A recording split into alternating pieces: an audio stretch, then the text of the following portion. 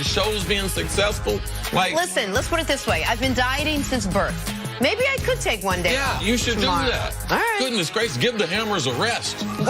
Okay, that's what I'll do. I'll give the hammers a rest. Back here with Coach Mangini, we're talking Monday night's epic showdown. Compliment. Yes, the Chiefs lost, but yes, the Chiefs won because of that guy, number 15, second-year quarterback Patrick Mahomes. Mahomes putting together an MVP-caliber season, leading the league in passing yards and touchdowns, smashing Chiefs records in the process, even gaining praise from his opponents, with Jared Goff of the Rams saying Mahomes is the toughest guy in the NFL to defend right now, and that includes Drew Brees.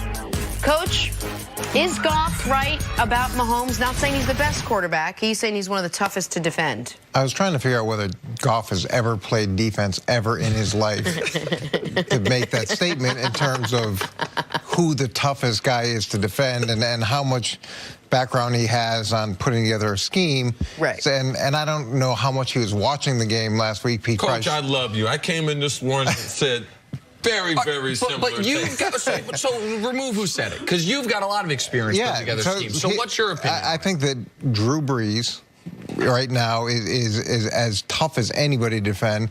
He's got a 10% higher completion percentage. He's been sacked 50% less than Mahomes has been sacked, and he's got 9 less interceptions. So you're talking about a guy who's been incredibly efficient in an offense that is going to provide shifts and motions and multiple personnel groups, who understands coverages. So if you disguise, he still has a chance to get the ball to the right place. What Mahomes does is electric, and he has the ability to make plays outside the pocket, and he can run. There's a lot of exciting things that he does, but from a full scheme perspective, Drew Brees is as tough as it comes. And look, dealing with Tom Brady, if you're going to put together a cohesive defensive plan and try to fool him and play chess, he's much harder to deal with. In 2018, Brady is not harder to deal with than Patrick Mahomes. And you can't even use the interception numbers in that regard, because Brady, through his first 7 games of the year, turned the ball over every single game. Now, his last 3, he hasn't. And his last 3, as he's been more cautious, he has had 1 total touchdown. Like, the Drew Brees thing, while I disagree with, given the volume that Mahomes is putting up, given the different looks they have as far as personnel-wise, I think the better talent around him, I do think he is harder. But the Brees is hard to argue with because he's having such a historic season. But if Pat Mahomes this year doesn't win the MVP, it'll be the best year any player has ever had at the position without winning the MVP. Dante Culpepper's year is a year I would compare it to, because that was Peyton Manning's amazing year. Absolutely. But this year, we're now through 11 games. Pat Mahomes is on pace for 54 touchdown passes. That would be second all-time. 5,300 passing yards. That would be third all-time. A 118 rating. That would be 5th all-time. Like, I understand the look, I guess I wasn't trying to be a prisoner of the moment. I was trying to look at the whole picture of the quarterbacks and what they presented. And yeah, you can argue the MVP, who's had 2 really big games and lost both of them, you could argue that that's definitely a very compelling argument. Yeah, I was just trying to look at it as more of a global I would say that the road game at the Chargers is a really big game. I think they won that. The road game at the Steelers strikes me as a big game. They won that. The game against Cincinnati, when Cincinnati was at the time 5-2 or 5-3, and they beat them by 35 points, they won that. Like, they have had 2 games that they lost. But this game was supposed to be the game of the year. And all they did was put up 51 points. I know, and then there was a 2-minute drive. Well, no, there were 2 2-minute drives at the end of the game that he threw. Interceptions on both. Interceptions on both of them. All right, sorry. I mean, Coach makes a good case, but when you're talking about who I want to face, in absent of Jared Goff, but if you're a defender, if you're a defensive coach, one thing that Coach is terrified of, he's terrified of the unknown things that he believes that Drew Brees and Tom Brady are going to know. That the problems with a certain defense, the problems with certain coverages, they're going to know those things. Is Patty Mahomes going to be a star, or is he going to have a season like Dante Culpepper did? You know, like Deshaun Watson. He had a great half a season, but he hadn't been able to duplicate that. So Coach is going by what these guys have done, also what they've done under heat, and I know I got some things I got to throw at them where there is a weakness. I know they're going to know that, because in talking to Drew Brees, I'm like, Drew, how the heck can you get more accurate as you get older?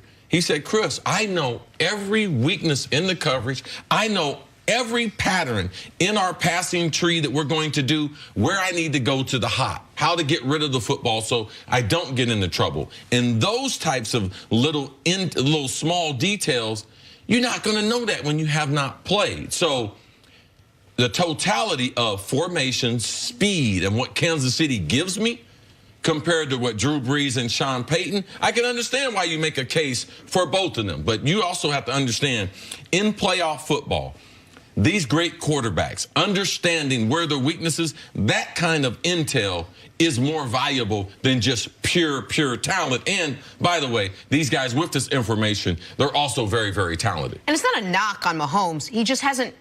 In order to get experience, you have to go through it. No, of course, right. Which every quarter, Tom Brady, we criticized him after 3 Super Bowls.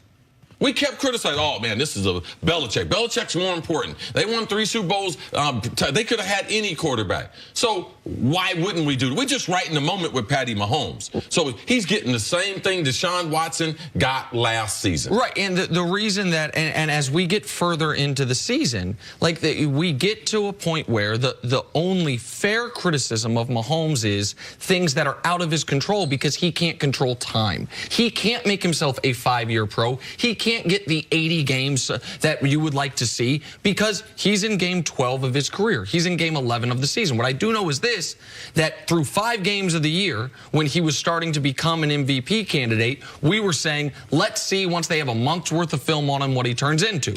And through 5 games, he was averaging 300 yards passing per game, 14 touchdowns, 2 picks, a 113 rating. Since then, 350 yards passing a game, 23 touchdowns, 8 picks, and a 122 rating. So once they've gotten film, he's gotten better. Nick, Randy Moss scored 17 touchdowns his rookie year. You know what I told him? I need to be able to see if you can do it over the long run. I need to see if you can do it 2 years in a row. It's all a part of professional football and us evaluating. But we have had Dante Culpepper. We have had guys have amazing seasons, but not go on to amazing careers. So it's not as if we have not seen this before. Well, never quite to this level. Not quite to this level. We've never seen a guy have this type of season and not go on to a great career. That hasn't happened. And Dante it wasn't his first year, and he suffered a traumatic knee injury. Yeah, so Dante had 2 years. Absolutely, but for him, I feel it was a traumatic knee. Yeah, but it doesn't happen to his arm. Absolutely. When I look at greatness and guys that you'd want to play against or not want to play against, I think of, okay, how would this player work on another team? And I think if you put Tom Brady in Kansas City, his numbers would be off the charts with those skill players. Now, my question is, you put Mahomes in New England, what do his numbers look like? And as you move guys around, do they have the impact because of who they are, or is some of this a function of what's surrounding him? He's got a ton of supporting cast there that really helps him be successful. And he obviously helps the supporting cast, which are also, aside from Travis Kelce, mostly young players, mostly guys that are also as far... I mean, you got Kareem Hunt. Kareem Hunt is the same draft class as Patrick Mahomes. Tyreek Hill is 1 year. It doesn't matter I'm not saying how old they are. They're very, very talented players. Okay, right. And so it's just very interesting to me. Like a running back and a wide receiver, we know, despite a lack of experience, they are talented, really good players, which I agree with. With a quarterback, it could be a fluke. We need to see more of it. We're not saying he's a fluke, Nick. We're going to do this with everyone. We did the same thing with Deshaun Watson. If there's someone coming out next year, the kid from Oregon, Greer from West Virginia, if my man comes out from Ohio State, this is what we do. This is how you analyze pro football, and we're not going to throw him into the Hall of Fame. But you know the reason why? Because we've seen so many people fail. He's off to a tremendous start. So what? So what? So what? But because for me, when you mentioned Randy Moss, you told him go do it again. At week 12 of that year, I think you were confident that at least that season, he's going to continue this. No, I didn't know he was going to be one of the all-time. No, I'm just talking about that year. I didn't know. Because I'm not, people keep saying putting him in the Hall of Fame. No one's doing that. Well, the question is for this year right now. And what I do know is that if a quarterback comes out, if it's the kid from Oregon, whomever, and he throws 50 touchdowns his first year as a starter, I will also sit here on the set and say that guy's a star. But that's what you should be doing. Coach Mangini and I, we've been in the league too long. We should be doing exactly what we're doing. You know the reason why? Because we've seen guys have a good half a season. We've seen guys have a good year. We've seen the guys have 2 years. Well, Dak Prescott was an MVP candidate a few years, 2 or 3 years ago. You told me he's the greatest rookie I have ever seen. I said, Nick, pump your brakes. And what happened? Car crash. Yeah. Derek Carr, remember when we were talking about his MVP season? And the other part of defending a guy is not just the plays that they make, but the opportunities that they give for you to make plays. And that's where I have a concern with Patrick Mahomes. When you're getting sacked 5% of the time and you're holding the football, and look, we could say the 5 turnovers is a definite outlier, but which way is he going to continue to trend? Is he going to give the defense opportunities to make plays? We could talk about this all day, but we got to take a commercial break and pay our bills. Coach, stick around. Coming up is Thanksgiving a must-win for Dak and the boys.